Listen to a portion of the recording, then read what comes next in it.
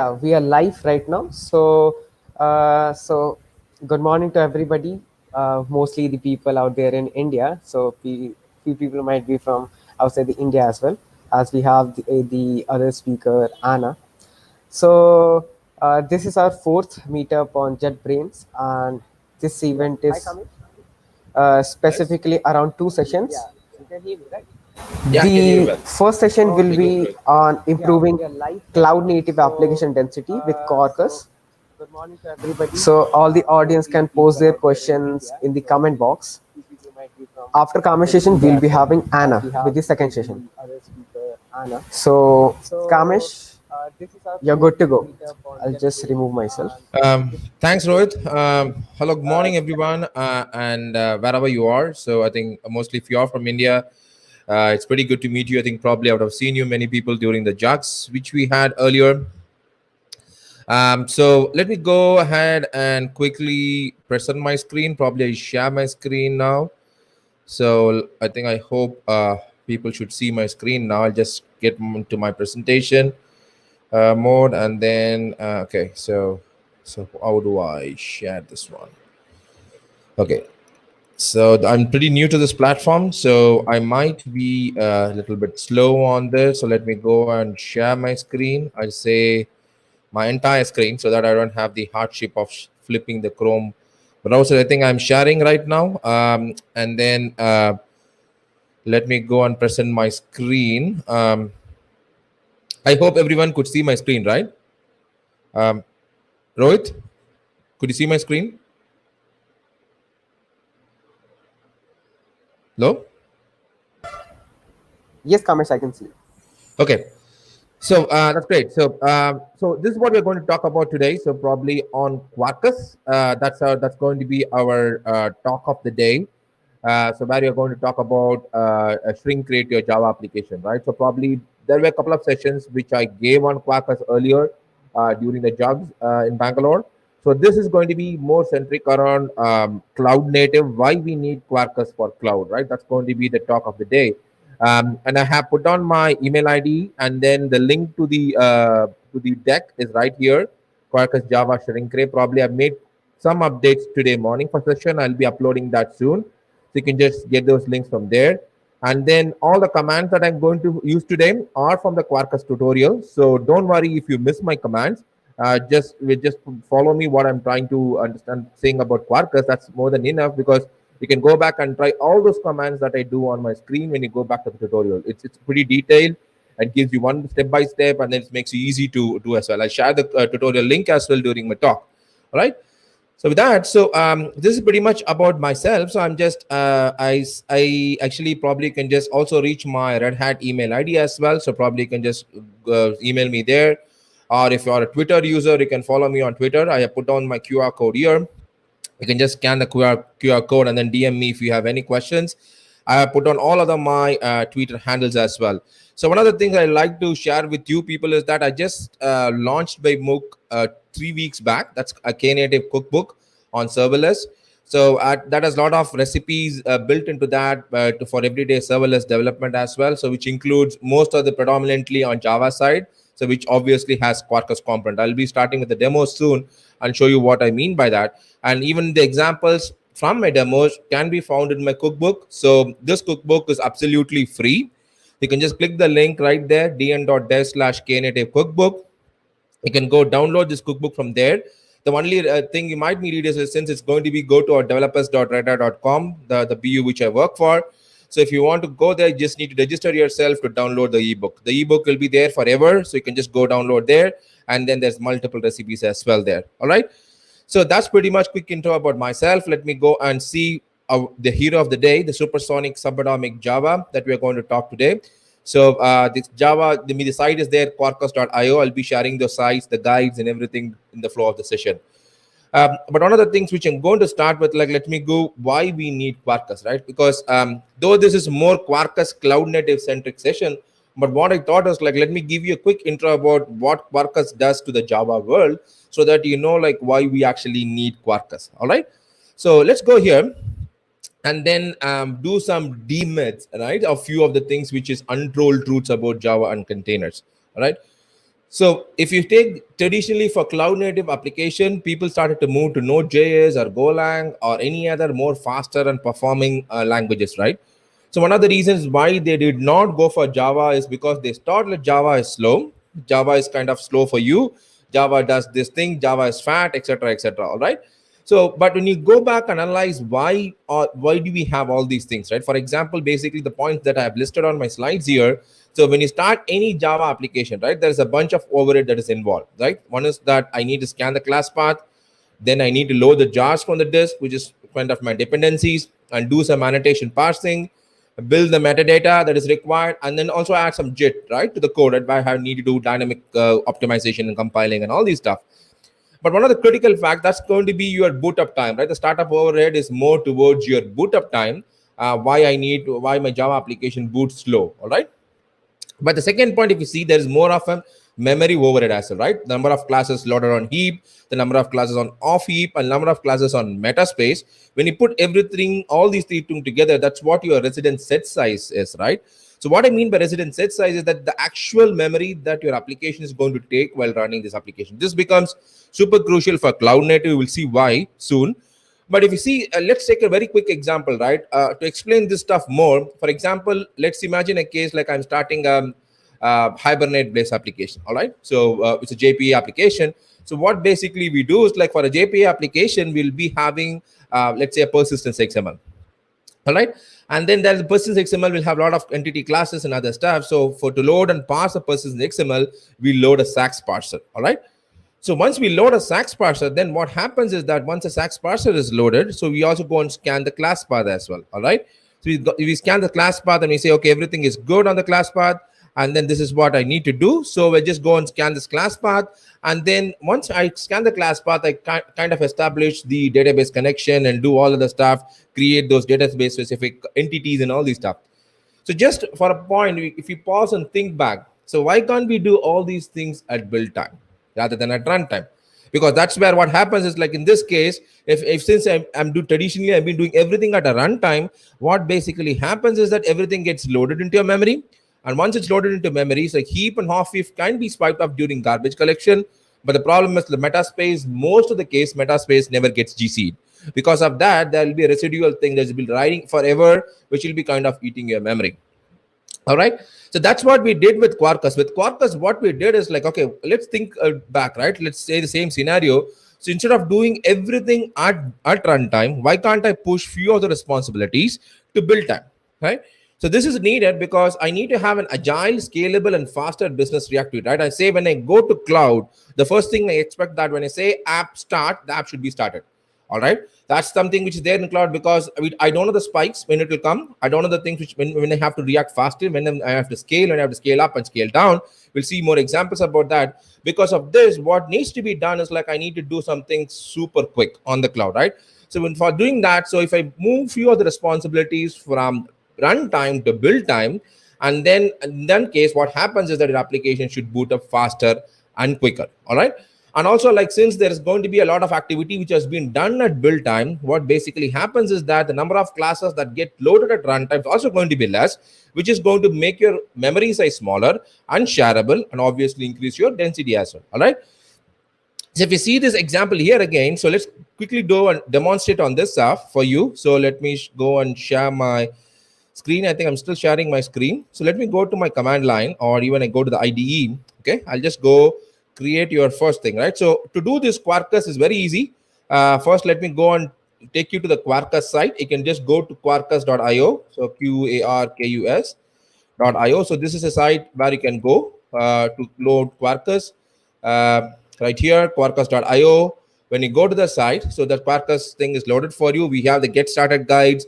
We have the complete detailed guides of all the features that we right now have in Quarkus, including some advanced stuff as well. You can just go read those guides as well to get familiar with whatever the context you want to work with Quarkus on.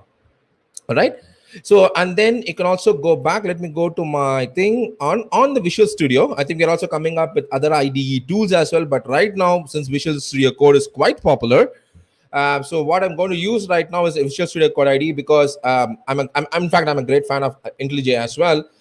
So don't take me wrong. So, but what I'm doing right now is that for demonstrations, I feel I just need to use this because I just want to show code neatly and cleanly. Yes, all right. So, and then for that matter, if you see my font, I will show still I'm at JetBrains font. If you see this, this is JetBrains mono font, right? Because I've been using IntelliJ for quite long years, and then still carried things into Visual Studio Code, but still I cannot see myself in a different font. Okay, so that's what I did with this as well. In all my IDs, all my command lines, everything is using JetBrains mono font. Is a super font.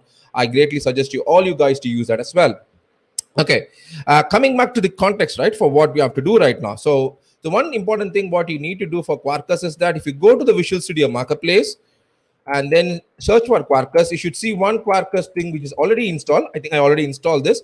This is the only little thing that is required on your machine apart from JDK 11 and Maven 3.6.3 plus. So obviously, if you don't have Maven 3.6.3, obviously your system will complain you that I'm not having Maven. All right.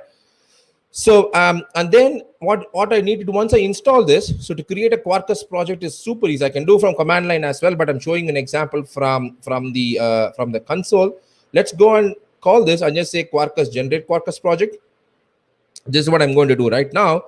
And then this is going to go and talk to the API code.quarkus.io and then kind of get your stuff. I just say I want to use Maven as my build tool.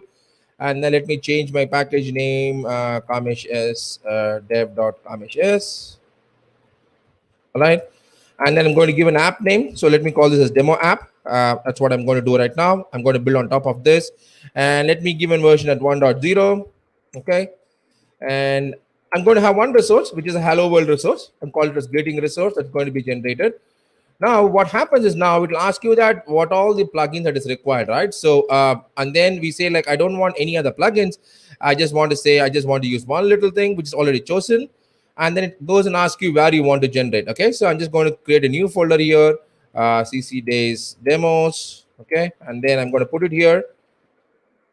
All right, and it's going to open up your thing. So what basically this plugin does is that it's a bunch of Maven command line, so which is going to generate and scaffold a project for it. That's all it does. It doesn't do anything more bigger than this. All right. So let me hide this one as well so that it's not interfering. And then let me go here. Once a Quarkus, let's go and find out what we have in this project, right? So for example, we have a bunch of Docker files generated. We'll come back to this after some time. And then you see this is a hello world resource which got created and probably an empty property file. So I'll just put this here because we'll be using something here as well later. All right. So this is what it got generated right now. And let's quickly run to see how fast we go, right? So the first thing I had to go and do is like, let me go to command line. I'll open my command line here. I hope my screen is well and clear. And then I say mvnw clean package. Probably I can skip the test because I don't have anything on the test here. All right. So now I'm going to skip, right? So one of the few things which I want to go back to my slides and tell you is that, so when see the build is done in 5 seconds. If you go back to my slides, one of the things is that with Quarkus, what we're trying to achieve is that we're trying to say we are 10x smaller and 100x faster. That is absolutely a requirement for cloud. We will see more about that, why we need that. Okay. So if you see this, I want to show you that we are 10x smaller. Let me go to let's go here, make it a little bit more bigger. Sorry. On my thing right here, I clear my screen, make it a little bit bigger. And then I say ls-ltrh and then say target. Now you see this is a runner jar which is going to be used, which is kind of taking you 340K, right? So this is what your actual size of the jar that's going to be run, all right? And then we're also saying that we are 10x faster, right? That's again another 100x faster, right? So that's what we're going to say for the Java applications, okay? So let's go here and then see what we have. And then I say java-jar and then say target runner.jar, and you see the Quarkus is started in 0.613 second. Okay, so this is a Java application which has been started in 0.613 seconds. All right.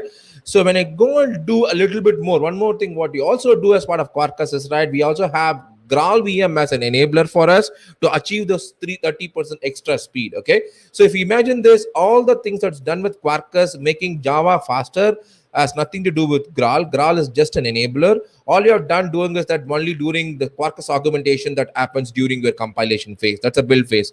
To put it in another word, you can imagine Quarkus is like another build tool, but a smarter build tool, right? It's not something like your Maven, Gradle, or any other stuff. It just say build Java C and then make your classes. Instead of that, it goes, scans your class path, makes studies of your metadata, creates your Java indexes, and does everything that is required to boot up your application blazing fast. Okay, that's the reason why I call this as another smarter build tool compared to the other build tools which is there in market. Okay, so and anyways, the other build tools are required here, but I'm just saying that Quarkus could be imagined like a build tool. Okay, so probably I can take a quick pause here to see if there is any questions that is from the people before I proceed further.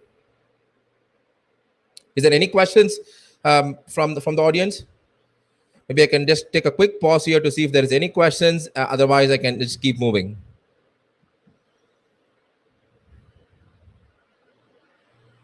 No questions?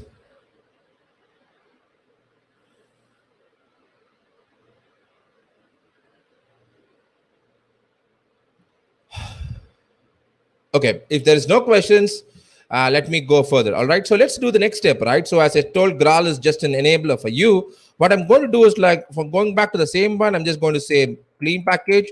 But only thing is that now I'm going to compile this on a native mode. Okay, so now it's going to generate me a native binary. I have a profile to build the native one, which is automatically scaffolded for you. Just you need to add the profile to do a native compilation. So I'm just going to do a Graal compilation right now, adding to the extra thing. So what it's going to do is, like, maybe it takes a bit more than normal build time because it has to do a Graal compilation.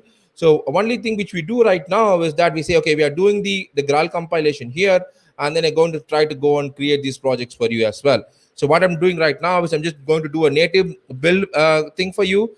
And then you see this native build is being done. And then one of the crucial things which you do as part of Quarkus is that we go past them these right options. Okay, one of the important things for Graal compiler is that we have to go give them the right options to build. Otherwise, your native binary is not going to work the way it's expected. So that's the extra stuff which you do. And if you see this, the input for this is your demo runner jar, right? The augmented jar which we created in the previous step. That's going to be the input for this, which means that Graal is just adding an enhancement to my speed of my Quarkus, right? So let's wait for a few seconds. It should be taking a minute or so to build to be completed. Just once it's done, then what we go ahead and do is, like, we kind of go and build this image and then run the image and see how fast it is, right? Last time we saw that your JVM mode of Quarkus started in I think it's around 0.613 seconds. Now let's go and see how fast this one starts for you. All right, so let's give few seconds, and anybody, if you have any questions, Rohit, please pop it on so that I can answer the questions, and then keep moving. All right, so the build is done. So as I told you, the native build takes a bit of time. It's 1.3 seconds. That's what the build takes, and the more the dependencies you add, it will take more time. Because considering the amount of the class path thing and the thing need to done. Okay, so let me go and do this. If you go and see this ls-ltr h target again, as you see, there is one executable, the native Mac OS binary that has been created. If you're running on Linux, then it's going to be a Linux OS binary for you. So this is what got created for you, and then this is size of 27 megabytes of your thing. And then now when I say target run, and then I say demo app runner.jar, I mean not jar, just runner. This is going to start Quarkus, and then it says that it has been started in 0.016 seconds. Okay, this is your Java application which has been started so fast. Okay, that's going to be your native mode of the application. All right. So this is what becomes important, right? If you have seen two factors here, right? Let me go back to my slide and start explaining more about this. Okay, this is what is a very basic introduction. You have more details on the Quarkus tutorial. You can go to the Quarkus tutorial and start checking this out as well. But before that, let's go back to my slides, and then let me go and where I am right now. And then I say, so we saw two things right now, right? We saw it's 10x smaller and then 100x faster, right? Because when I go into native mode, I'm getting super speed. And then even if I go to the normal JVM mode, it's comparatively speedier than the other frameworks, okay?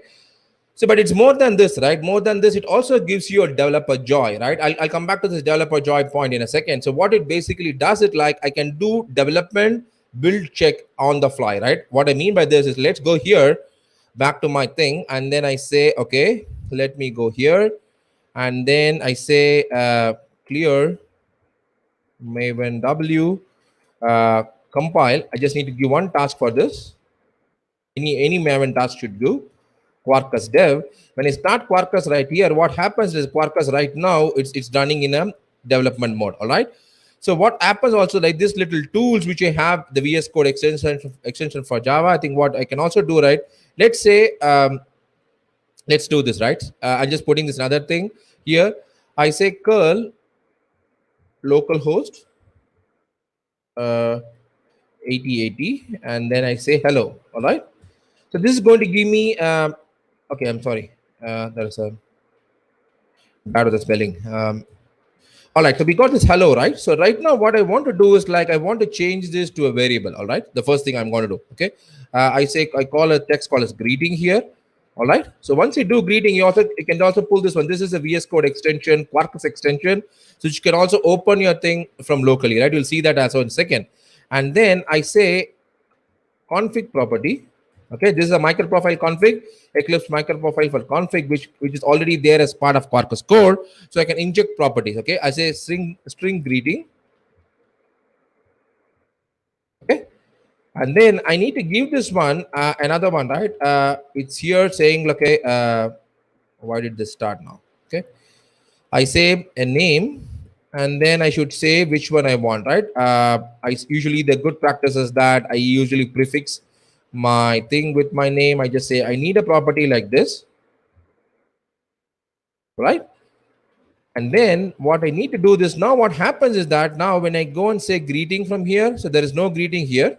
I say this, and then now what happens, and I go and put this greeting here, okay, and then I need to set a value like say hello, okay, or something like hi. All right.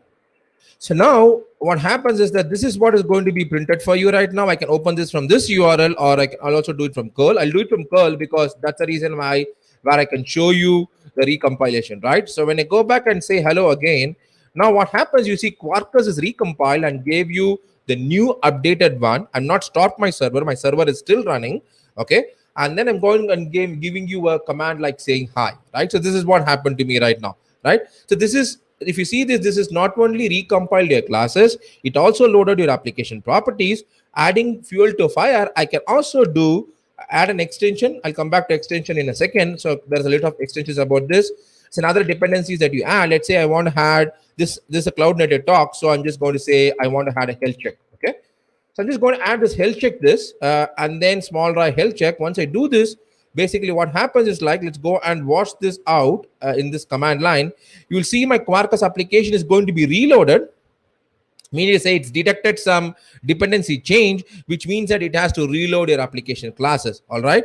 So now you see earlier we saw just only one thing, right? CDI and Quarkus and Kubernetes. Now we also see the REST EC and small y health as well. All right. So when I go and say health here, now I should get the health, right? This is everything is happen on the fly, right? I'm not stopping my server. I'm adding my dependencies. I'm adding my application properties. I'm updating my Java class, and everything happens to be on the fly. This it's not only with this. We can also go to an extent of making this working against your databases as well. Okay, so probably that could be a different talk altogether. But I want to consider the to be very complacent about the time. I just want to constrain this talk only to cloud native. Okay, so let's go here. I think you see this. I can do all these things. This is what exactly I mean by developer joy, right? I don't need to stop my server. I can go on an iterative mode of development. I can develop I see what's happening. I can change my properties. But one good thing about Quarkus reloading is that it will not reload immediately you do the change, right? Because you understand that when I do a change, the change will be a cascading change. I go from one particular class to another class to another class to another class, and finally I say it's complete. Then I know when I need to do, that's what the curl I do. Now I know I have to test it. I just do a curl, and there I get this thing back, right? When the thing is reloaded and show you a new stuff. All right. So this is what I mean by developer joy. And we also have a best breed of frameworks, right, which has been included in Quarkus. Okay, to do this, let's go back to my command line, and I'll show you this one. So let's go to the Quarkus project here. So let's go by demos, and then I say temp slash cc days demos, and then demo app. And then when I say, let me make this a little bit bigger for you to see. When I say menw, uh, or MEN for that matter, Quarkus list extensions. I'm just going to list you a lot of extensions, right? For example, let's go and see what all extensions we have. So we'll be having, right now we have lots and lots of extensions, which means that I can add these dependencies to my project and start developing the application. All right. So if you see this, there's a lot of camel stuff here. And then we have health checks, we have Google Drive, we have Amazon extensions, A3, we have lots and lots. Okay. So, for example, let's say I'm a database, I want to develop a database application. Then I can just do just these things, right? I'm just going to grab only the ORM and JDBC. We have a bunch of stuff which is already there. I just need to go and add these stuff and start developing my application. That's going to be so easy like that. Okay. So, for example, let's say I want to go and add these extensions. When you list the extensions, you saw the command by which I can do the extensions like this. Or also, if you saw from the extensions tooling system, like from the Quarkus VS Code extension, we are able to add those extensions as well on top of this. Okay, so I can do any kind of this. I can just go add these extensions to start building my application. All right, so that is what I talked about, this plethora of extensions we have. Like we have Vertex, Hibernate, Rest Easy, Camel, etc., right? Infinispan and Kafka as well. All right.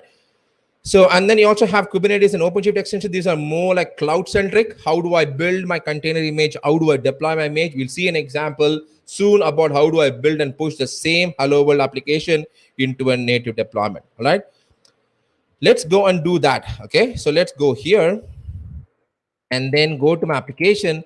Now what I want to do is, like, I want to go and deploy this application into cloud. Okay, I have an OpenShift cluster right now running for me, which is a Kubernetes cluster for you. For me, for example, in this case, I'm just going to take this application, this demo app, and then going to deploy this demo app right here, right? So how does Quarkus helps you to do that? So Quarkus has an extension called as Kubernetes extension. I can add this Kubernetes extension to Quarkus, and also have a bunch of other extensions to do your build your container images. For example, I can use Jib, I can use Docker, I can use S2I, which is more OpenShift centric stuff, and build my Java application as a container and push the application into cloud. That's the most crucial thing you want to have. All right. So let's go and see how we can do this and come back to the slides, because the build and push takes approximately 3 to 4 minutes. So let me stop this one, and I can also probably close this one as well. So when I add extensions, right, I said like I need to have a Kubernetes extensions. I need to add all these extensions, right? So that's what I did. So when I go here and then say add extensions again, so you should see a command right here. So which says that me and add extensions. I say Kubernetes extension. I want to add a Kubernetes extension here, right there. Okay. And then I want to have small health we already added. And then I want to have Jib because I want to do a container image. I had a Jib, I had container, and then I say enter. Now we'll see this is the command that's getting executed here. If you go here, see this command. So Maven Quarkus add extension, blah, blah, blah. And then to my POM XML, which means end of the day, the extension does nothing and just adding your dependencies. Okay, let me close this one for a second. And then go scroll this one down. So you see this, there's a container image, Jib added, Quarkus, Kubernetes is added, and then you also have the small RAI thing is added here as well. All right. So when I build my image, right, so we have the extensions added. I'm not going to change anything on my class. So now what basically happens is that when I add the extension, so I need to tell you what image I need to build. I usually, when you do it in a Docker container image, I say Docker build, and then I say a tag name and all these stuff, right? These are all driven by properties because Quarkus behind the scenes uses an framework called as Decorate. I'll just putting that here right there. Let me see if I got, okay, this is a framework which is being used behind the scenes that is used to do a build, generate your manifest, etc., from a Java application. You can go and watch this. This is also as part of the resource link which I put down there. So that is what is getting used behind the scene, but it requires some properties to be put. Okay, I'm just going to copy these properties here. It's going to go here, and then say to my property file, I'll just make this a little bit more bigger so that it's visible. And then I say to you, okay, the container image should use a registry called a square.io. And what should be my base image? So this is the OpenJDK base image, official base image from Red Hat. So you can use this image as your base image. This is more secured, more easier. And then what also you can do is like which repository I need to push to and what should be the thing. And let me change this flag to 2.0. I'll tell you why. Okay. Or any tag name which you want to give. So what basically I'm telling Kubernetes in this with these properties is that go and push the image to my registry, which is right here as demo app. You see this demo app here. So this is my Quay.io. You can use Docker.io, GCR.io, Amazon the content registry. You can use any registry you want. I'm using Quay. And then I saying going and push. I already pushed when I was doing the demo rehearsals. I pushed 1.0. That's the reason why I changed that to 2.0. All right. So I'm just going to say go and push this image 2.0, which is should be your tag. What should be a repository, what should be a group, right? Group is basically the user ID that which we provide, right? End of the day, these translate this particular thing, translate all these properties, four properties put together. I mean these three. Let me move this a little bit more here, and then say the base image. When I translate these properties will basically become like this, right? Quay.io slash my image name slash demo app, and then my version of the image. That's how it translates to. Okay, so that's how these properties does. And then I can also, I'm trying to say do a build when I do a clean package of my application, which is a Java task. When I do a Java task, also do my image build. Okay, that's what I'm trying to say here. And then not, so this is okay. If you don't want to push, you can make it to false, but we want to push in this case because I want to show how to deploy that as a Kubernetes app later. And then that's what you want to do with push. You can say false when you're doing testing and you want to just to stay with the local, right? This work with all your need is like you need to have a Docker locally running, Docker for Windows, Docker for Mac, or Docker for, I mean, even Docker in Linux, anything you need. I just need a Docker so that it starts compiling that stuff as well. In fact, I can change those build engine as well. If you want to use Podman, I can use Podman as well, but I'm not going to cover that. If you go to the Kubernetes extension and then Kubernetes guides in Quarkus IO, which I showed earlier, so this is a place where you can go find out all your extensions. Here, the guides will show you all the thing, right? This is a detailed explanation about how to build a Quarkus image and all this stuff. You can go there as well. All right. So what we're going to do right now is that I'm just going to say, okay, I have this image right now. So let me go and say build image. I'm just going to clear my screen, and then I'm going to say Maven clean package. And then I say skip test. I don't want to skip test. I can even run test as well, but just want to save time. I'm just going to create skip test, right? So I'll just do the start the build because as I said earlier, this is going to take some time, so that let's allow it to do while we flip back to our presentation and then talking more.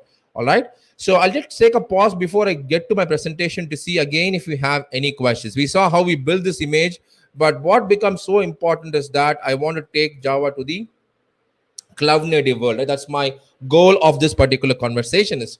So let me take a quick pause here, maybe few seconds to see if there is any questions. Rohit, if there are any interesting questions, please do pop it on the screen so that I can see the screen, or you can read it out as well. So anything is okay. Since I'm in a presentation mode, I'm not able to see the window, the chat window, or your pop-up window, so you can read out the questions, or we can take the questions at the last. Yeah, Kamesh, I have popped up the question on the screen. So there's a guy who is asking, Quarkus is a build. Where will we add the dependencies? Which I think, can you come again, Rohit, if you don't mind? Yeah. If Quarkus is a build, where will we add the dependencies? The dependencies basically gets added to your POM XML.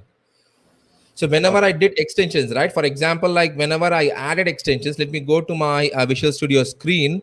Okay, we have done the build as well. So the build is done quickly in this time.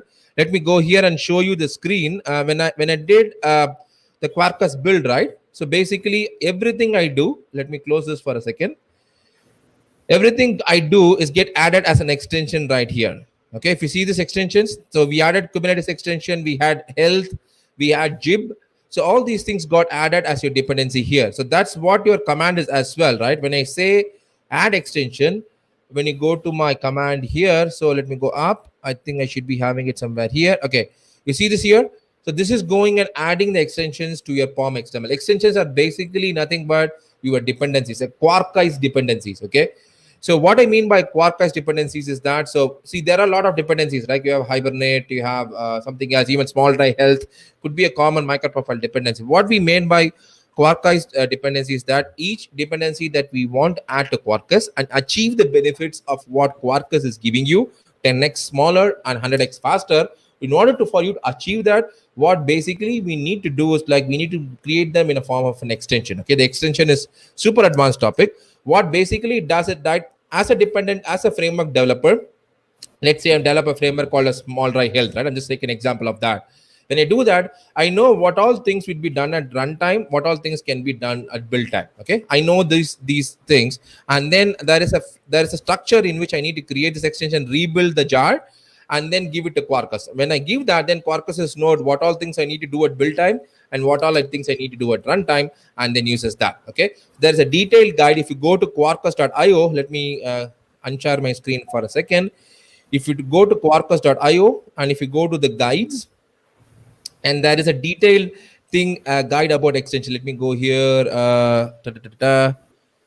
Where is it? Extension templating, extracting. There is an extension, writing extensions, right? If you see this writing extensions guide, so it gives you how you can write here. You can bring your own dependencies, the jars as well, in a Quarkus style, right? Which means there's not going to be any internal build change or anything like that. You cannot use reflection because that's more a Graal restriction than Quarkus restriction. So you cannot use a reflection and all these stuff. You need to only understand our classifier application, what all things I can do at build time and what all things I can do at runtime. I hope this explains more. If you have more questions, please feel to drop me a note. I can give you more detailed explanation as well. Sure, Kamesh. So, like, we can get on to the next questions like later on once you complete your session. Okay, great. So let me continue this. I have few more things to show for you before I can take a few other questions as well. All right. Let me go here and then. So what I mean by this is, like, so we saw that initially what I mean from Java to a cloud native journey, right? For example, I started Java initially in days like when I started Java 20 years back. Like, it was like Swing was the biggest attraction, right? I want to show those windows. It runs in Unix, it runs in Linux, it runs in Windows, it runs in Mac OS. It was running in everywhere. So that's a big thing which happened to us. After that, the another big shift for us happened was when serverless and JSP was launched. We were able to go everything client server, and Java was one of the backbones for doing this client server application deployment, right? So that's where we had JSPs, web-based applications, and all these stuff, which still makes sense even till date, right? But now what we're trying to do with Quarkus is we are trying to take Java to the next level, right? We say that Java, let's go to cloud native, but we have some hiccups before we do that, right? So, but the first thing is that we saw that it's cloud native and container native, which means that Kubernetes is native. What I mean by this is that we saw when I add my extension, I was able to do the container build. And then let's go and explore the application in a second as well. We'll have the manifest also generated, so that my application deployment to Kubernetes is going to be super easy, which means that Java is Kubernetes can work together in tandem so easily and so nicely. Okay. So, but the thing is, like, for cloud native, so application to be cloud native, we need more, right? The core topic of the day was how to increase my density, right? I'll talk about density in a second. But what basically happens with that, we need all the open source framework. What we had today is, like, they might be either cloud native only, or they might be only microservices only, or they might be only serverless, right? But what we did with Quarkus, what we made sure that Quarkus is for open source stack for writing frameworks or writing application, that is for cloud native as well as for microservices as well as for serverless. Okay, we want to cater all these categories of the typical cloud native architectural styles, and then we say, okay, all these application Quarkus can be used one framework which could be used to do all the build across all these applications. Okay, that's the core motto when we started to do, apart from the very important motto of making it faster, quicker, and then smaller as well. So why I need this, right? So why I need this is because if you go back to the first slide, which talk about the Java story, right? What basically happened is that the application density of Java becomes lesser and lesser and lesser. Okay, because I'm fatter, it's huge, and then it slow starts. Because of that, what happens when I go to a cloud-based deployment of Java application? If you see the application in these three things, like I have node 1, node 2, and node 3. The node below is just a compute node, and then I have a Node.js application deployed, I have a Go application deployed. And if you see them, they are small and tiny, they boot faster. Because of that, what I'm able to do is, like, within a particular compute node, I was able to accommodate a larger set of applications, right? More and more applications, which means that I can have a quick scalability, and I need the application to be scaled. But whereas if before Quarkus, if you saw the Java application, even now, if you're not using Quarkus, or there could be any other framework as well, but just saying that if you're not using Quarkus, your application still become fatter and also boot slower, which means that my density at the particular cloud level is going to be very, very less. Okay. So what it means to me, that's adding O to a cloud native application, is that, for example, if you deploy any application within cloud, right, what basically happens, a lot of other things get shared. Okay. You have a lot of thread sharing, you have memory sharing, you cannot share CPUs, and then finally, more than that, most of the application which you deploy in cloud will be having a quota attached to it, right? Without quota, we will not do anything within cloud, right? For example, when you have all these things happens, what basically happens is that when you have something like this, your application is going to go for a boom, because I cannot scale further. So I have only 4 requests. I have to cater, let's say, around 10,000, 20,000 requests. I just have 4 instances of my application. Okay. So this is a crucial problem. This is where I talk about density. When I'm able to increase the density, when I'm able to, and the containers are going to use very less memory, because in cloud we can share storage, we can share CPU, we can share everything, but you cannot share memory, right? When I have more memory given to this, I can have more memory left in the host, which means that I can spin up more containers, which means that my application density is going to increase even with a Java based application. All right. So in this context, I want to show you one little thing. Let me go to my application console, and then show you. I had deployed an example. Let's say go on side by side. And then I have a Spring Boot application, I have a Noded application, and I have Noded is Node.js, and I have a Quarkus application.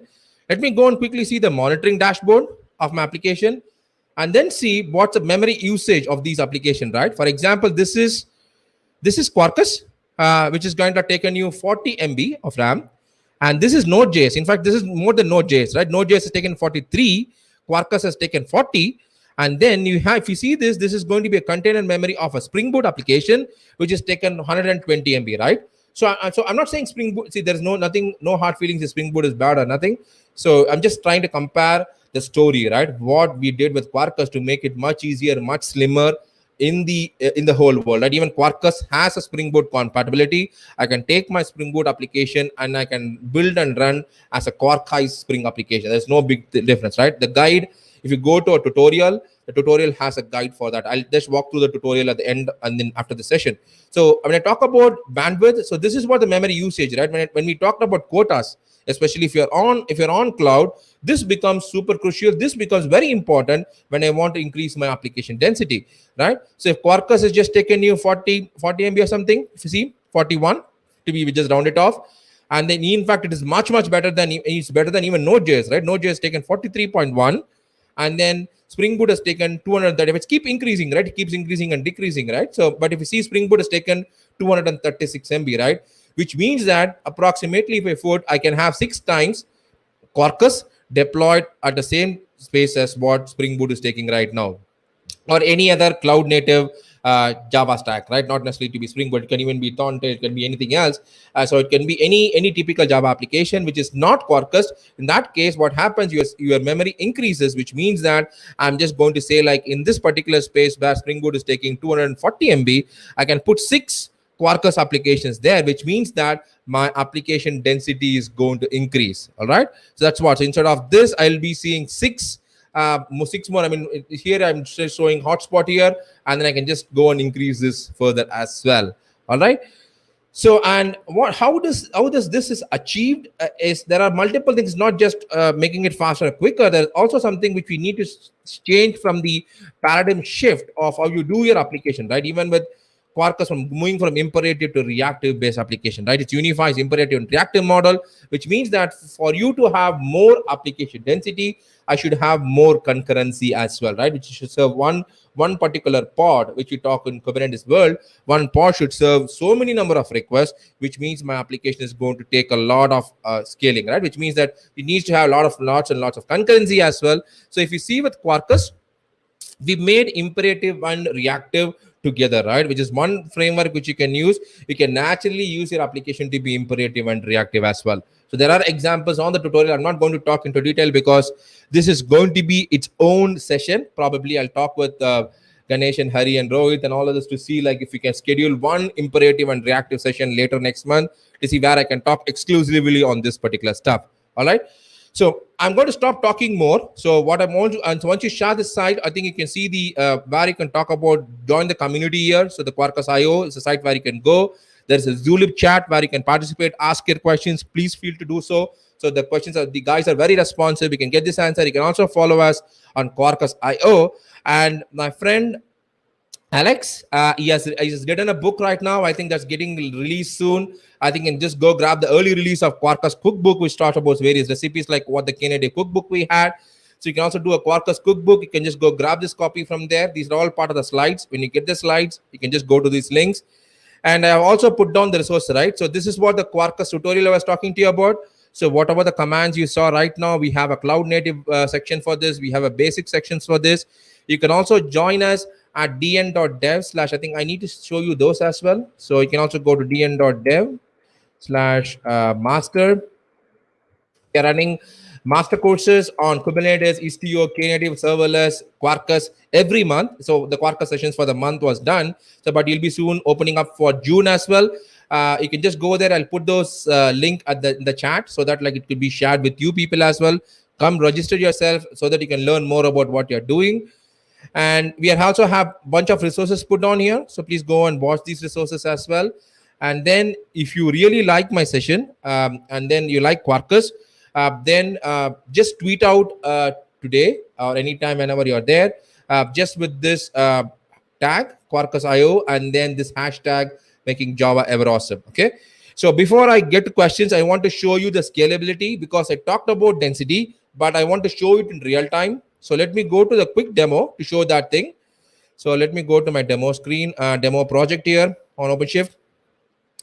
And then I go to topology here. So what I have is like I have a Kafka running in my cluster. So you can I just deployed Kafka into my OpenShift cluster. Kafka could be deployed using StreamZ Kafka. It's another project, STRIMZI, streamz.io. So this is the project which you can be used to deploy Kafka on Kubernetes so fast and so quick, and it's much simpler and easier as well. So I have a Kafka deployed. So let me go and see what Kafka I have. So let me go here and then say kubectl get -n on the range with Kafkas. So this is going to give me my Kafka cluster. I have one Kafka cluster which is deployed, which is kind of 3-node Kafka cluster that is running inside. You can see this. I have 3-node Kafka cluster which is running there, 3 Kafka replicas and 3 Zookeeper. So this is my cluster which I'm using right now. So what I did is like I told you earlier, as I told you earlier, I can also do a Kubernetes deployment, right? So let's do that first, right? So I'm on this project. I'm on my Quarkus project. And how do I do a deployment? I need to add this property. I not added this property to the property file, but you can do this as well. I just say mvnw -d skip test clean package, and then I say deploy true. So when I do this, what basically is going to happen is that it's okay. I need to set the let me set this thing as well. So my cloud is on GCP. I'm just going to say I have few variables to set here. So I'm just doing that. Cloud profile. GCP. I need to set my what is this? Kubeconfig. People are and just say OpenShift cloud profile /auth kubeconfig. Right. So I'm on a demo namespace right now.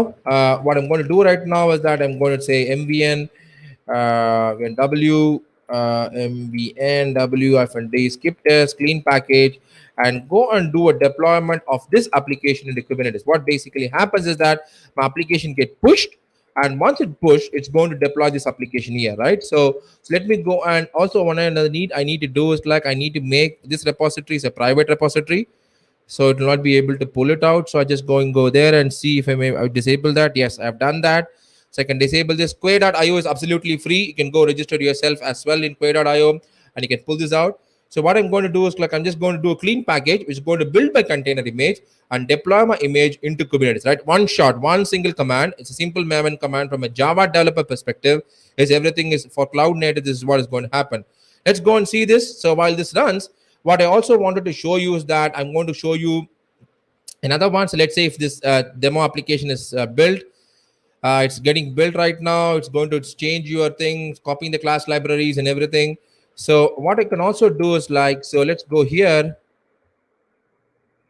I'm going to show you something which is quite interesting for you. This example is in my book, the Kennedy cookbook. You can grab this up from there. So what I'm going to do is like I'm just going to run into my Kafka spammer pod. So this is what I call this. So what basically my application is going to do is like uh, okay, maybe I just don't have this here. So let me go and set this here. Okay. I hope I have the Kafka spammer pod right. And then let me get into the shell here. So what I'm going to do right now is that to show you the scalability, right? We saw that one of the things for the application density is that I have to have my application scale infinitely across, right? Meaning on my cluster. So right now what I did is like I have a Kafka cluster which is deployed as I told you earlier, and have one little application. If you go to my topology, the demo app is deployed here. So there you go. Your application is running right now. So because from the Quarkus extension that was deployed, if you see in this case, I have this eventing hello application, which is a serverless application here. Okay. So what I did is that I just deployed this earlier. So as I said earlier, the examples are there in the cookbook. So don't worry about this. So what this particular thing is going to do is like this is going to scale. What I made sure is that the concurrency of this particular application is going to be one. Okay, just for the demo sake. Okay. So which means that as much of messages I'm going to pump into Kafka, I'm going to have the scalability of this particular application increased in that fold. For example, if I push 3 messages, then there's going to be three instances of this scaled up. Similarly, five instances. So let's do that. So I have maximum of 100 as a capacity for this. Let me try to do 10 to show you an example here. So let me go to my spammer pod, which basically sends this message here. I just say curl localhost. This is the which triggers behind the scene. I say I want to do 10 messages. Okay. So when I do this, what basically happens right now, there's going to be 10 containers. You see this? 10 containers getting created on the fly to serve your request. Okay. So this is what I mean. This is a Java application which got created, and these 10 applications are kind of created in fraction of seconds. Since a new cluster I created just before a call. So there might be some nodes where the images might not be pulled. It's kind of pulling those images from there and scaling this up. Okay. Which means that now I have scaled 10 pods in less than a second, right? That's what the whole case is, right? It's going to capture a requirement. So this is what I was talking about. This particular eventing hello application was built using Quarkus. Okay, so that's what I did. So right now I was able to scale up 100 pods. I mean 10 pods right now. I can even scale up to 100 pods if I want, because that's the maximum list capacity I've given for this demonstration. I can go up to 100, I think, at whatever list, right? But the point is, so what happens in this case is that your scalability is kind of like this. It's like spiked, right? Because I get 10 requests. I don't know what to do with the old Java style of application where we struggle to increase. You see this, all these 10 things are done. Once the requests are done, this is a serverless application, which means that it's going to scale and terminate all your applications. That is saving your cloud cost as well. So now we see I was able to deploy a microservices application. I was able to be a cloud native because one single framework is able to build my container image and deploy my application as well. And the third point is that I also made it serverless because I'm also able to do the serverless scale up and scale down with fraction of seconds, right? This means that my application is going to go infinite, right? I'm just going to have a more increased application density, which means that I have a better performing application, better, not than performing, I should say, catering more requests in this, right? The concurrency is going to be increased. Okay. Before I go to the questions, I want to just do one little thing. I'm just going to say 50 here, and then you should see 50 pods scaling up pretty quickly, right? 10 will do the request, but in this case, it's going to be 50 in this case, end of the day. So it's just going to give me now, if you see this, since the images has been cached, so there has been 30 pods, has been scaled right now, and 34 right now. You see this? So this is the amount of scaling that you can go up to, right? In fraction of seconds, I have all the pods up and running, serving my request, and everything is done, right? You see this? Can you imagine this 50 pods, 50 Java application is scale in less than 3 seconds for you. Okay, that's the speed which you're doing at which Quarkus is able to scale, right? Which means that I can have more requests scattered and handle more spikes handled. Okay. I hope this sounds exciting to you. If you want to try this example, please do get into my book. I have my book URL right there in the slides right here. And this one, you can just go grab this one and then do this. I can just grab the questions from there and then download this book from there, which has this exact example which you can create in your own cluster as well with using Quarkus. All right. So, and that's pretty much I have to show on demos today. Probably I'll stop sharing and probably take questions if I have anything. Rohit, I'm open to questions.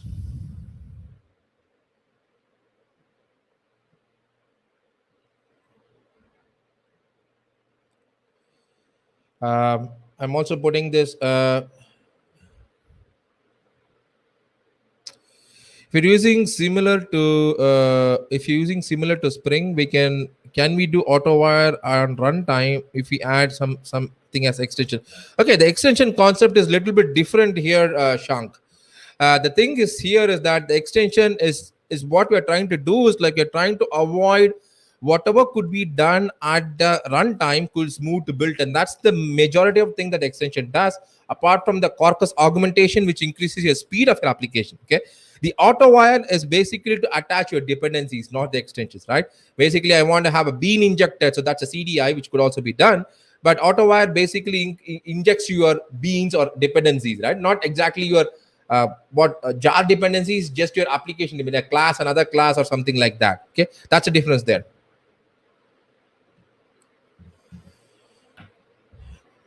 Is there any other questions, Rohit?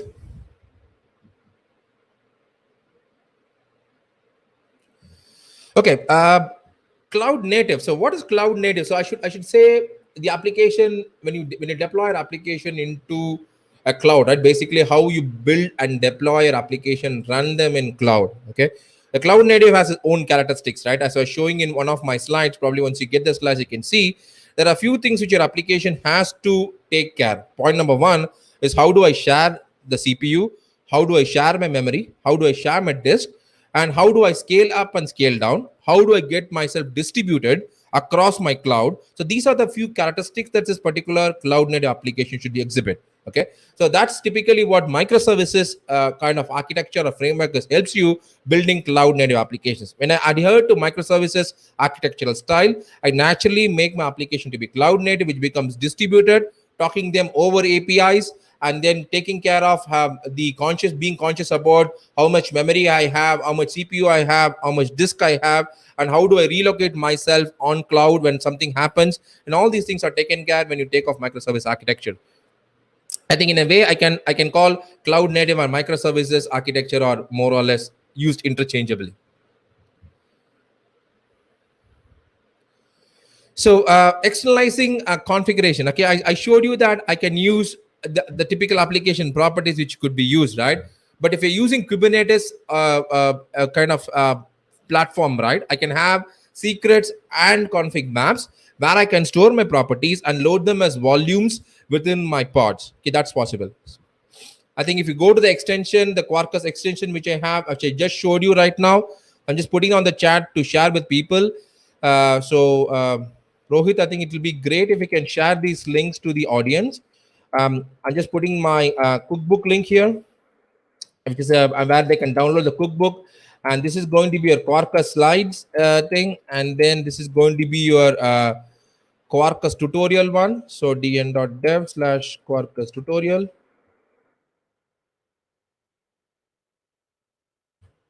Okay. So all these things talk about this more, and then to be very specific to Venkata's question. So if you want to do configuration, right? Configuration basically, if you go to, let me go and put this one. Okay, I go here. I'm going and putting an exact link for you, Venkata. Give me a second. I'm just grabbing this one for you. So if you read this particular section, I think probably that will explains the case for you. I think Rohit, I think can you please cross post the chat? I mean these links to the audience as well, so that they can know this. I think that's the way by which you can externalize your configuration. Or I can even talk to a REST API like your config server and then do that as well. That's also possible, but nothing stops you. Any other questions? When it would be work with the latest? I think Raja. I think this actually what we have done with Quarkus 1.4 is that we started to slowly deprecate 1.8 thing. So because if you see the Quarkus projects that you generate with the latest 1.4.2 dot final, which is a version that is released a week back. So if you use Quarkus, it's by default it defaults to JDK 11, and then the plan right now is that by 1.6 of Quarkus we mostly will deprecate 1.8, which means that it will be by default will be working with JDK 11 only, right? I think even now whatever the compilation I just now did is works with JDK 14, but I did not use any JDK features. It still uses JDK 11 features. Mostly the support should come soon. I don't think so anything bigger from Quarkus side stops it from working from JDK 14. But if you're using native compilation, then Graal should be enabled for JDK 14. I don't think so it's enabled for JDK 14 right now, because the latest I see is only JDK 11 for Graal.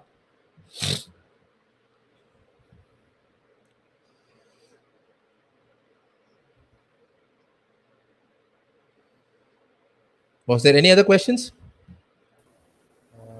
I think Kamesh, that's all we have questions. Okay, so I think Rohit, I think I have few links pasted to you on the chat.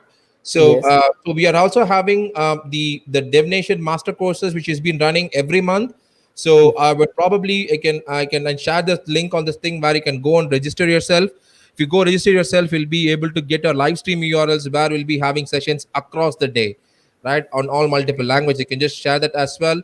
And then I have Sure. put down the link for the cookbook, which you can download, the Knative cookbook from where you saw the Kafka demo, which I showed right now. And then I put on the Quarkus guides, which helps you to get started with Quarkus as well. And the Quarkus tutorial, which is going to be just continuously maintained by us. So we keep updating for every release of Quarkus. It talks about all the stuff which I just now spoke to you, including from the basics. So which means that you can start Quarkus from the basics as well. Okay. Okay. I started sorry, Rohit, go ahead. No, no, no. Go ahead. Go ahead. Actually, So we I had two strongly more. encourage you to go to these links and then get to them. I'll also share the slide deck with you, Rohit, offline, so that you can share it with the community as well.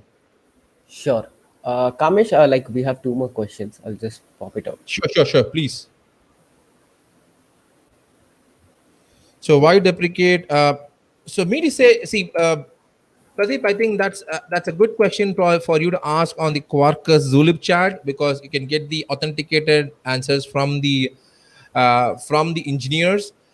From my perspective, it's like it's too much of maintenance for us, right? For example, like if we see that you want to maintain JDK8, which doesn't mean that it will not work with JDK8. 100% will work with JDK8. Okay, no problem at all. The only thing is that by default we want to move to JDK 11. That's the whole idea. But the only thing is like I don't have an authorized answer for myself. Probably I would strongly encourage you go to the Zulip chat for the Quarkus IO, which I have that in the chat. I mean, let me put that link also on the this particular stuff where you can go ask this question where you get the authorized answer from our guys. Okay, so I'm going to copy this one. Uh, I think Rohit, I posted the Zulip chat link, which is a community link. Probably I want the people to ask questions there on specifically the deprecated stuff, so that they get the perfect answer from the engineers why they did that. Sure. I have pasted that. We have one more question. Can any jar be added as a dependency in create a native app? Okay. I think Tinku, I think this could be done. Any jar could be added. So only thing is like the recommendation from our Quarkus side is that we don't want people to mix the external jars with Quarkus and non-Quarkus jars. The simple reason is being that you don't get the benefits of what you're giving, right? Because the loss of benefits happens when Quarkus does that augmentation, right? Where it does during the build, it does an augmentation on your jar to see, like, to extract the bytecode to do further few other stuff which is required. So if you can add a jar and create a native app, provided there are few gotchas in that, like the Graal VM does not support native image, I mean the reflection out of the box, so which means that your application will fail at native time if it's using reflection. And there are also some rules which is required for you to add external resources, for example application properties or xmls or anything that you need to add to be in the class path. There are few gotchas that you need to follow for it to be added. So these are something which Quarkus does out of the box for you. So it's always better that if you are planning to use the jar, try to see if you can make a jar as a Quarkus jar using extension, and then it can be added naturally. I strongly recommended that approach than trying this way.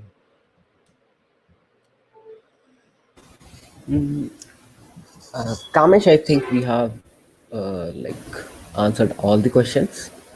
That's great. Mm, I think yeah. I hope the session was useful.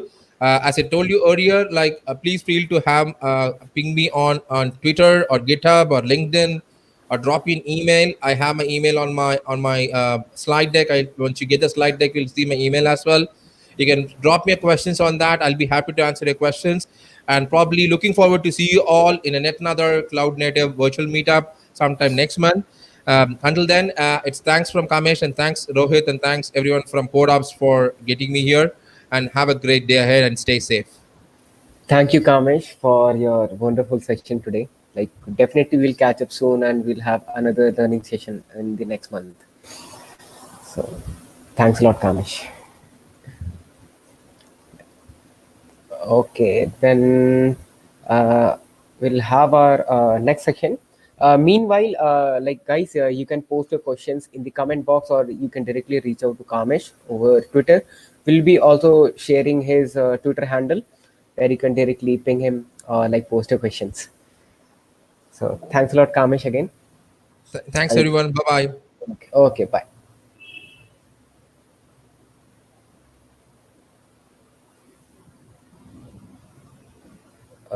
Okay, guys, then we have our next speaker, Anna.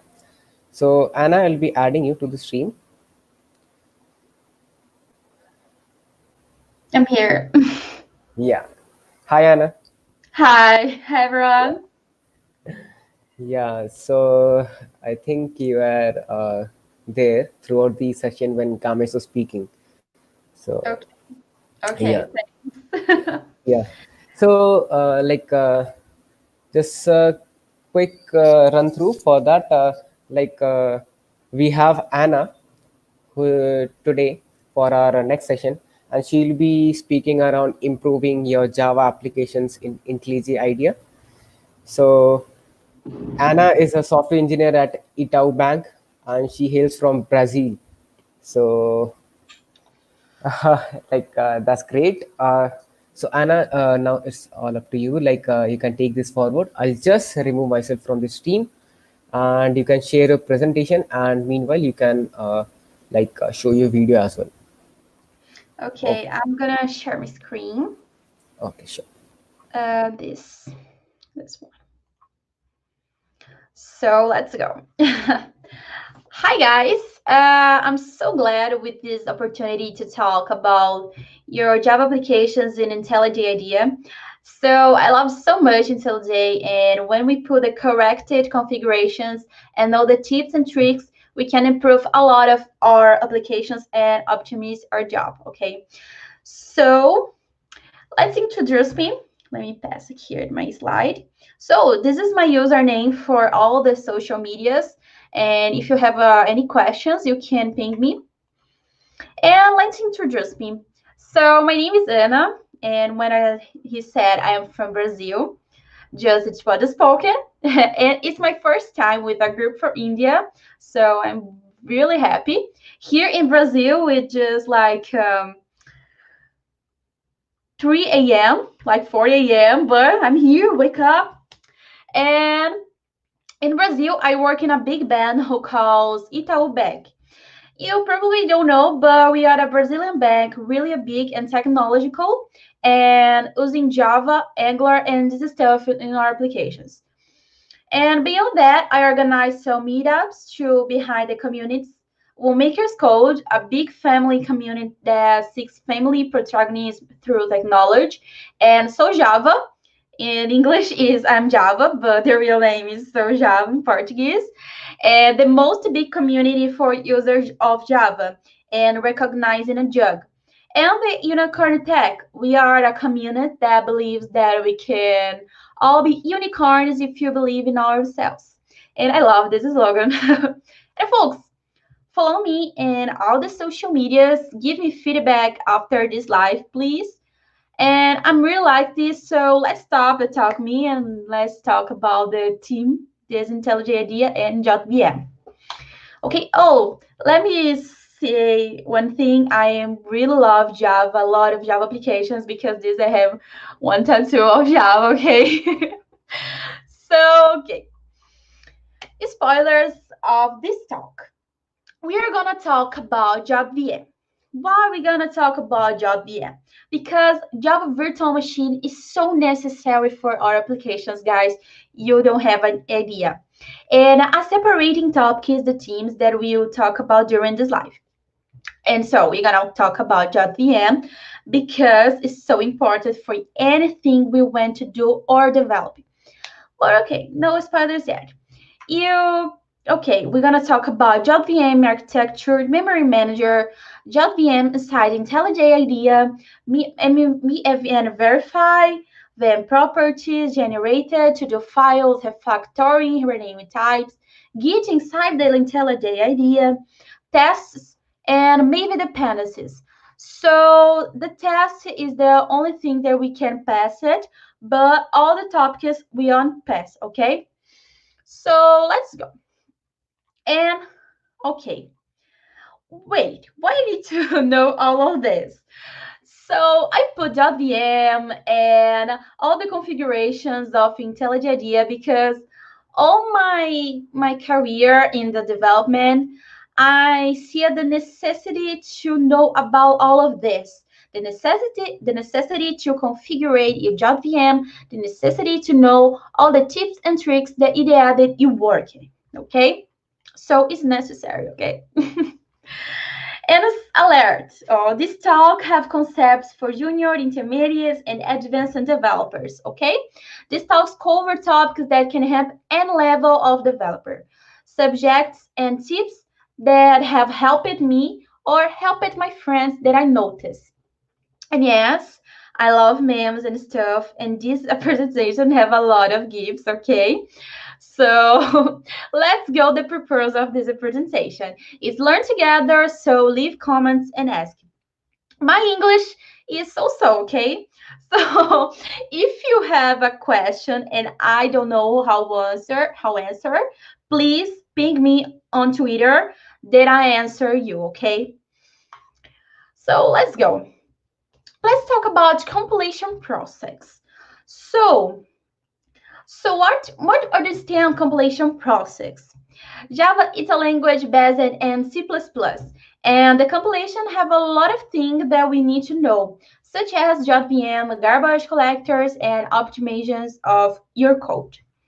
So here in the next slide, we have uh, we have an actor 2 with which was the compilation without Java using C++.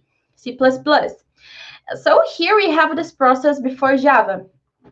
We have the code that we type. This called source code, okay? This code just us understand. Our machine don't understand this. And our machine just understand the binary 0 or 1. The process before Java, the process before the Java virtual machine. And because there was a different compiler for each one operation system. Let's agree that this takes a long time affecting the delivery of value of the time. So this is spend a lot of time to compilation with code. So this is hard and our team needs to be fast, okay? And now you have a Java. And now we have the compilation uses Java and JVM. In this image, we can see the Java returns one file and .javac or Java compiler, depends whether the font you're reading. This is a bytecode, and the thing is, the JVM, it's one understand this possibility and code polyglot. And folks, This is awesome because turn Java as type of language that is possibility to run on any operating systems.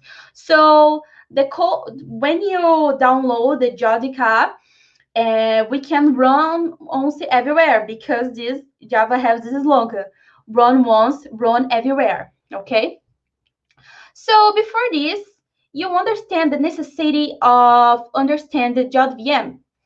JVM is inside all of our application. We saw a talk about Quarkus. Quarkus is awesome. It's awesome. It has JVM inside this too. So understand JVM is very important for any development.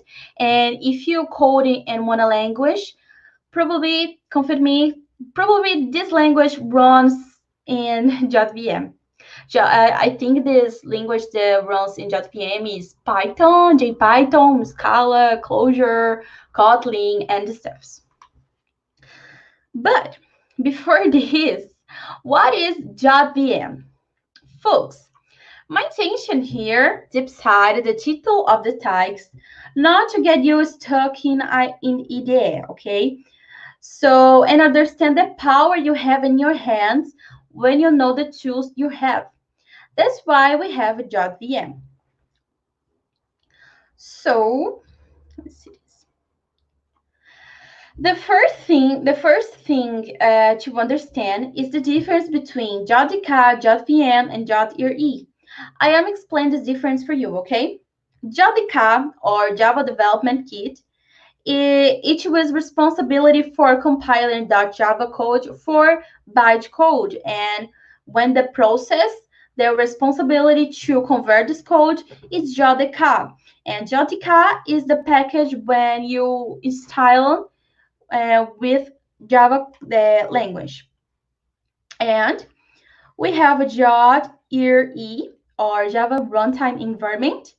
It's a It's a Java execution environment in which it provides Java libraries for the JDK to compile your code and the JVM to run your program. And for finally, we have JVM, or Java Virtual Machine. It's responsible for executing the .bytecode file and provides that our code runs in any operation system.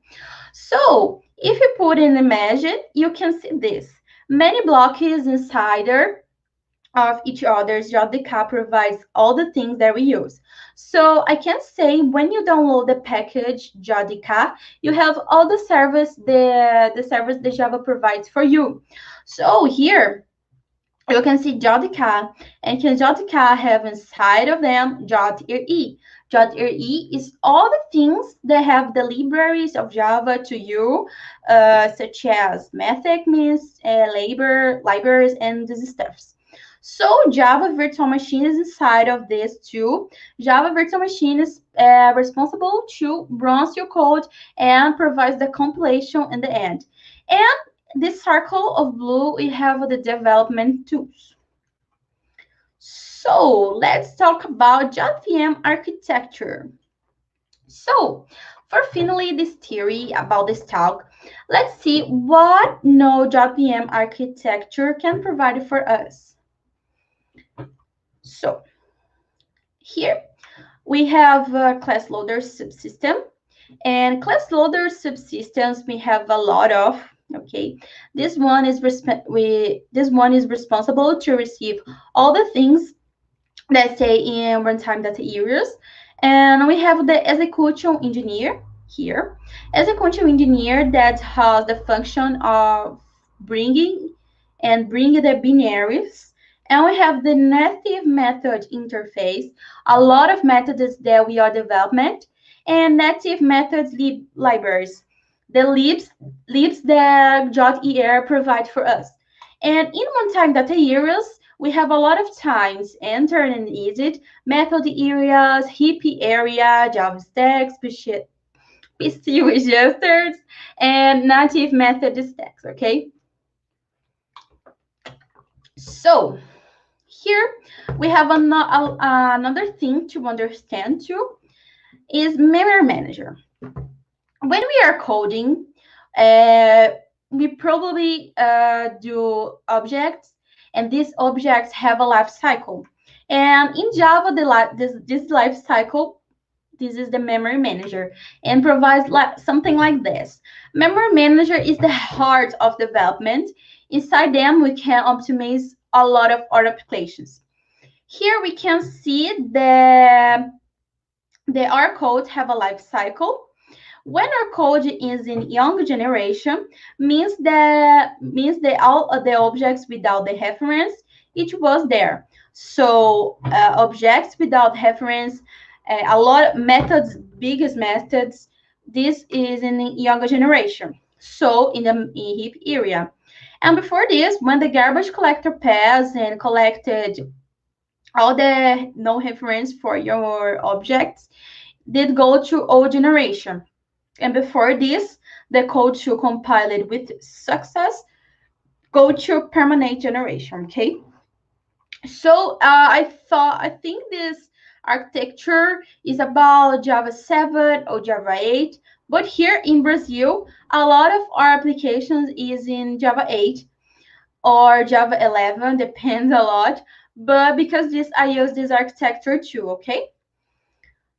So here we can see the garbage collector in action. So before the survivor spaces and your generation, the garbage collector pans and takes all the no references of the objects and go to the compilation success. So guys, my talk is not so long. My here my object is quick and definitive. So if my talk don't spend a lot of time, I'm so sorry. But we can have so much time to answer questions, okay? But let's see JVM inside IntelliJ idea. So here we can improve .vm properties, JVM options, and memory large. I have an article to explain how do this in IntelliJ IDEA. You can see. Let me share my hierarchy. Isn't there too? This article is in English, but I can translate if you want it. I don't know how if you guys use in dev too, but it's a dev community to pull articles about development. And here I have an article who talks about JVM under the hood and have a step-by-step to how configuration UVM options, VM properties in IntelliJ IDEA. Okay, so this is thing that we wanna do together. Okay, so I'm gonna open my IntelliJ IDEA. I have here a simple Java application using Maven, not Spring Boot, just Maven. And Vim properties, what we can improve, okay? We'll go and help this add it help, edit custom VM options, and this action will result in a copy file of .vm properties. After doing this, in your IDE configuration director, you will have a document in the editor that can be changed. And here we have a lot of configurations of the largest memory manager and this stuff. And now we can indeed, in the side of the IntelliJ IDEA, we have all the configuration that is necessary to our application. But here I am going to explain one large for you, the XMX. I don't know how to spell this. Let me see. So XMX, and this guy here, limits the size of the heap that the job VM can allocate it and run on IntelliJ.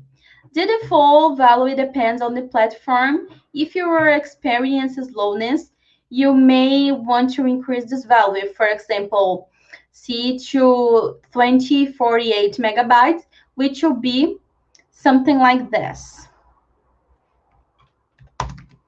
Okay, if you wanna most biggest megabytes or roaming memory, you can you can limit it here, okay? So we have a lot of things to do in VM properties. In my work, we configure a lot of this. We configure the JVM memory because this can optimize our code. And when you work in a big company, you can agree that sometimes your code can be slowly. So you need to know something or things to do your code be more fast. Okay, and you can do this in this source. Okay, it's like vim options in Eclipse. I don't know how configuration this in Eclipse, but I think it's the same. You just need to find something to edit your vim properties. When you write the documentation of your IDE, you can see this. Okay, so let's see the another. Okay, I'm sorry. Let's see the another topic. Okay, here I have more theory for you guys. Configuring the VM in your development that is essential for your code to run in a way that doesn't impact anything. So here we have MVN verify. This is so funny. What is MVN verify? It's like an MVN clean and MVN install. We can use in situations of build Java project. It's not a thing. It's not a feature of IntelliJ, but it's a form of build that can help us for improve our applications, okay? So here I have a simple Java application, and let me put this outside. And I'm opening my terminal, and I'm type mvn verify. That you can see my terminal. So when I type mvn verify, look what I have for answer. The IntelliJ idea or my application have a result all of my applications, and this is my build folder, and they have all the answers of my plugins because these applications I put some plugin that MVN can catch. So MVN compile plugin, compile, the file complete, my app, compilation error. So MVN verify you use it to complete build. No, it's not. It's not means that in MVN clean and MVN install we can do this, but MVN verifier can do more things in our applications. Okay. Generated. Let me put the slide. Generated. So I don't know. I don't know if you know, but in IntelliJ IDEA we can generate methods, files, and a lot of this. Let's see in my application. Here I have a public class, simple public class. And if I type alt insert in my tag, alt insert, I can generate any code that I want. So I can generate constructor, getter, or setter, or getters and setters, equals and hash code. And if you want to build a REST API, RESTful API, you can generate your endpoint here. So I think it is overwrite method. It's not first method.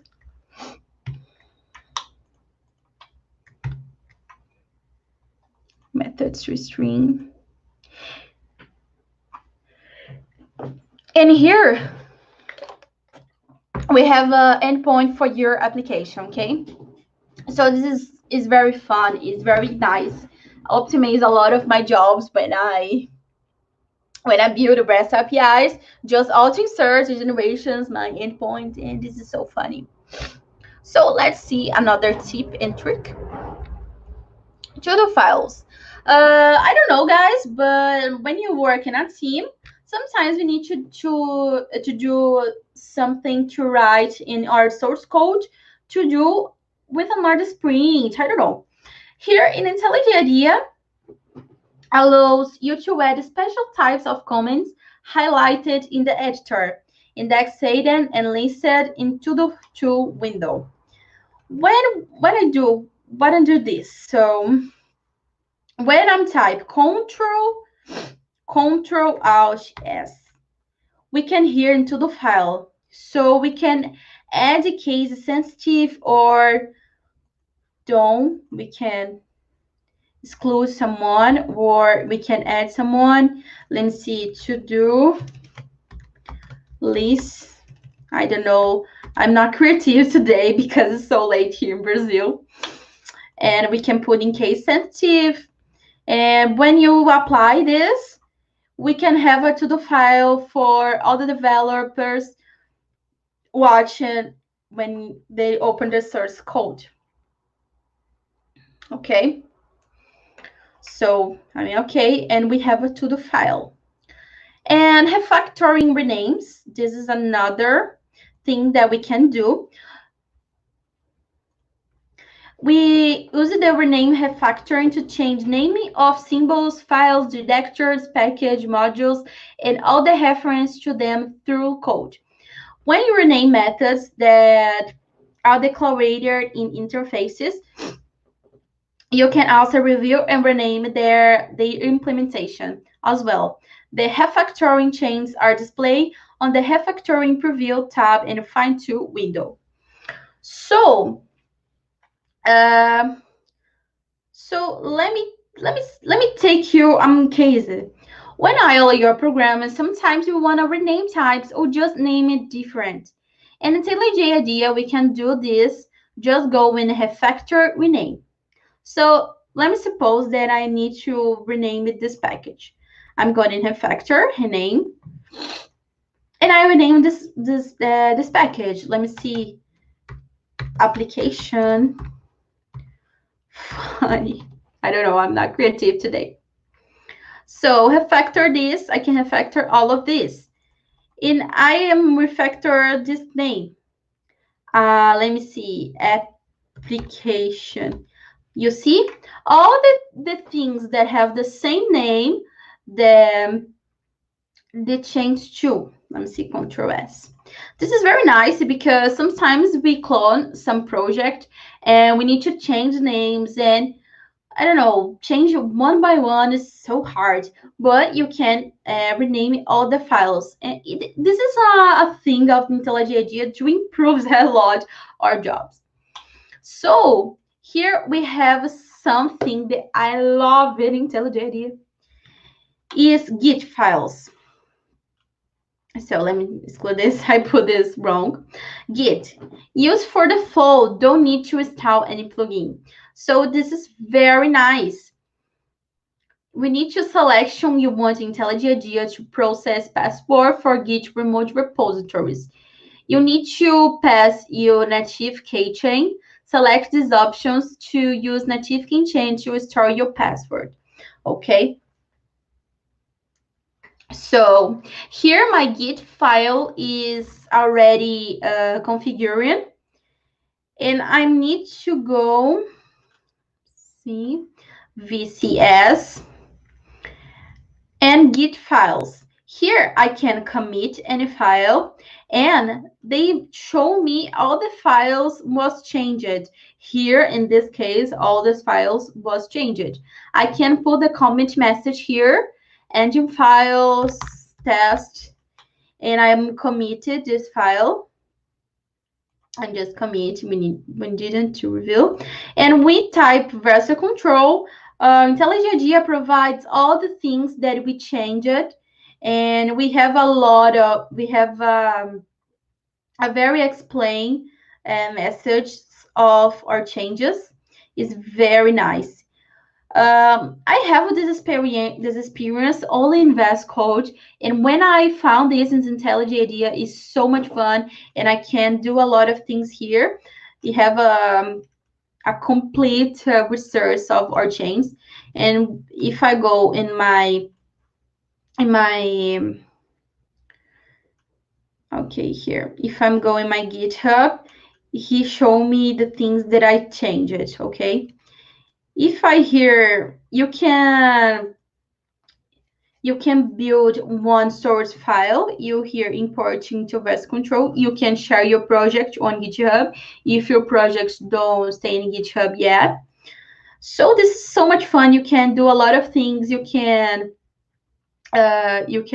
use for all these stuffs, and this is very nice inside the IntelliJ idea that some people don't recognize. Okay, so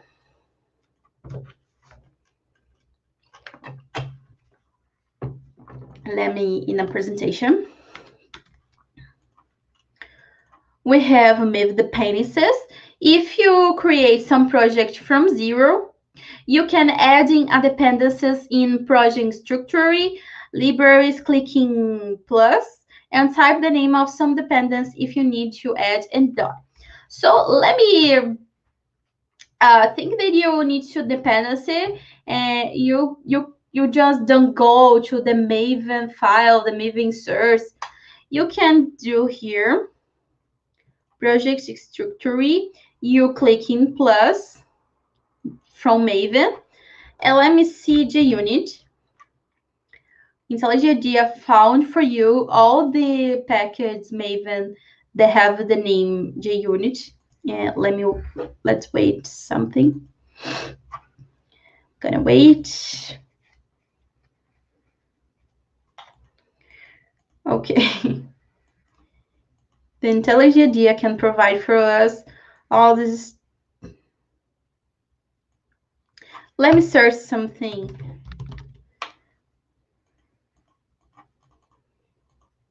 Let me see something. Well, this, let me see that we have some comments.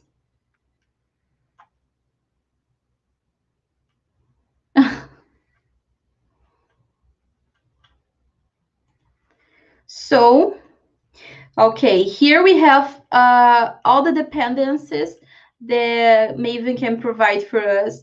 If you want something, you just click and okay, and you punch XML. You can have these dependencies all configuring for you. We can add something because, the internet and stuff. So let's wait a little. And IntelliJ idea tells you what app you need to add these dependencies. And this is my app. So let's type OK. Apply. OK. And in our pom.xml, we have these dependencies. OK. So let me back here to the presentation. So guys, this is my presentation. I told you that it's not a largest presentation.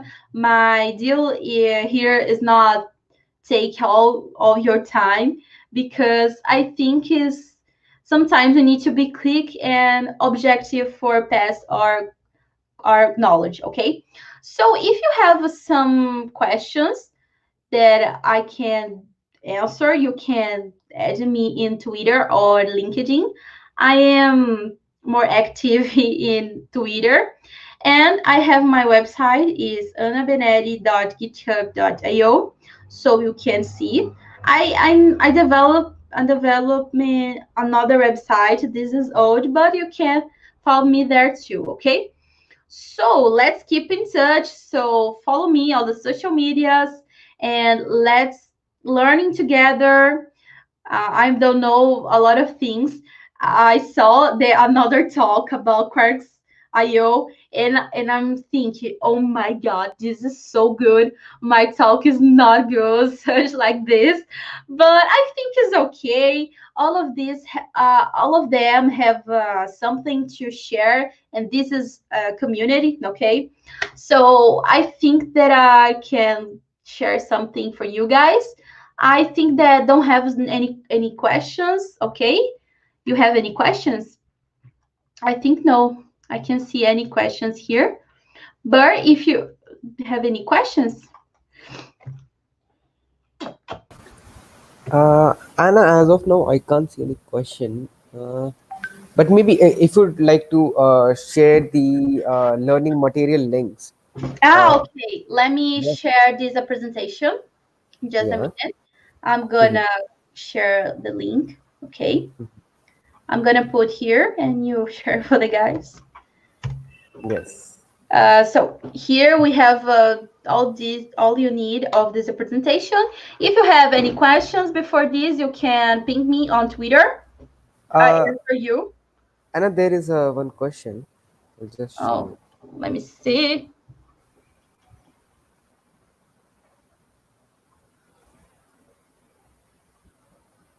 how you affection work.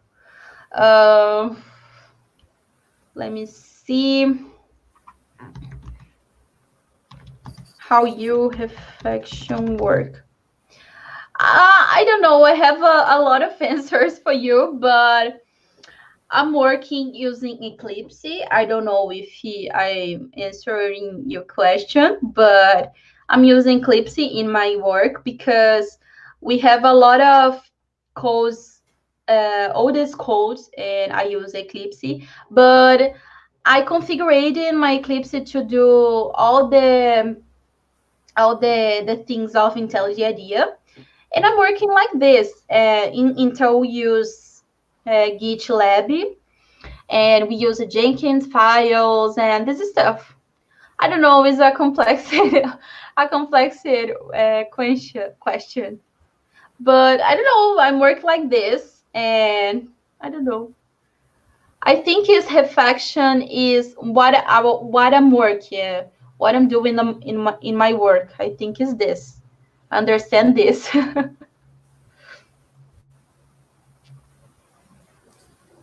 Uh, okay, cool. Then, Anna, there is one more question which is similar to the same which was asked, like what is reflection?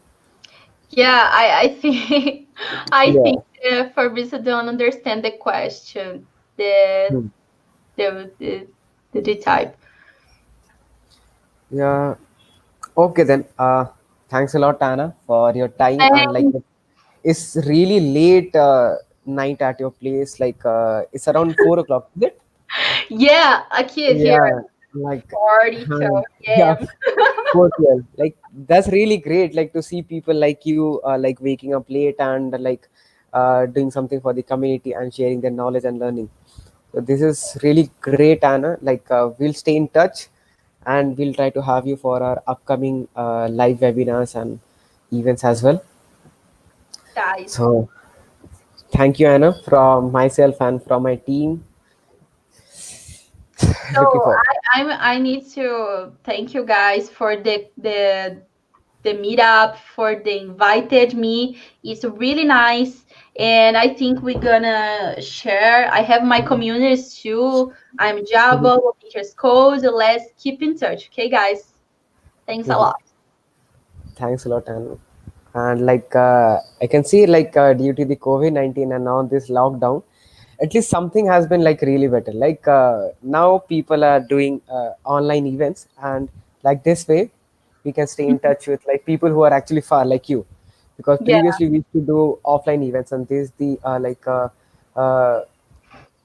for the last few weeks we have started online events, and this is really great. So yeah. thanks again, Anna. Thanks. Bye Thanks. bye. Bye, Anna. So I'll just share my screen for and will show for the upcoming events we are having. Mm, So, guys, as you can see, like uh, so we are from CodeOps and Confirm. So we do regular meetups and conferences, basically tech conferences, and also various developer-related events.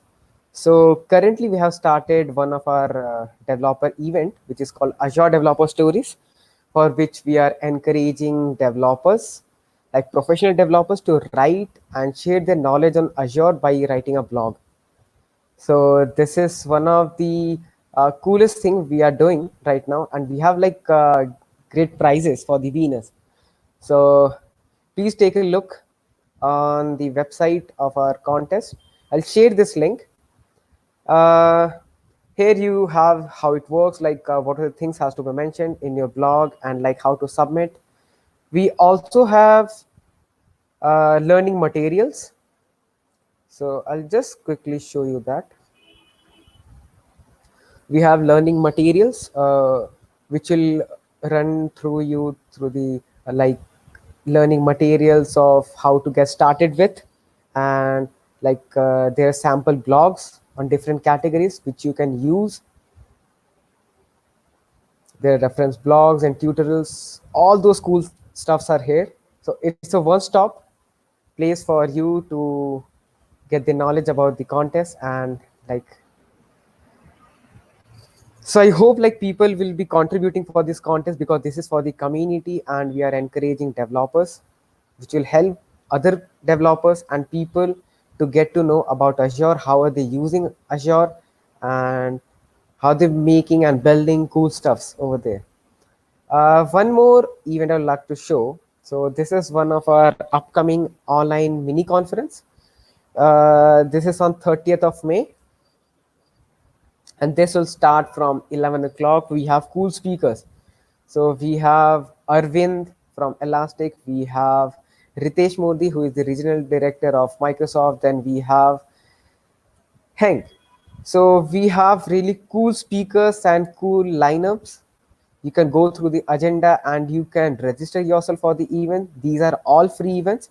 So I would like to say, like, go through these events and like learn as much you can, but this is the time when you are sitting at your home and you can explore new technologies and what's going around. So this is there.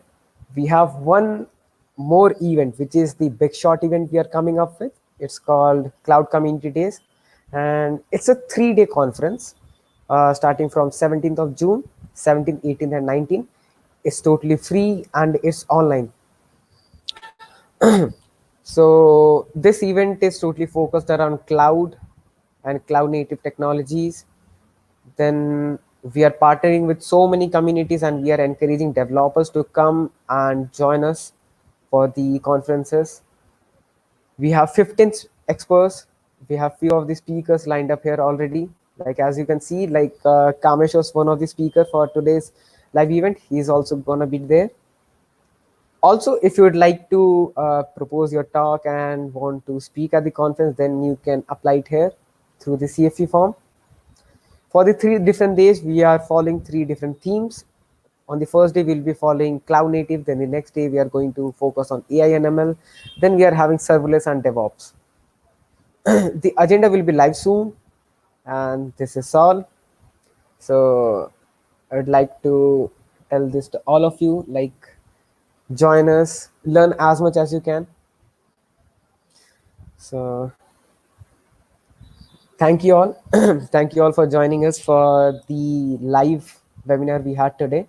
And I hope all of you will be joining us for the upcoming events also. Also, if you want to give a talk at one of our events or meetups, please reach out to us.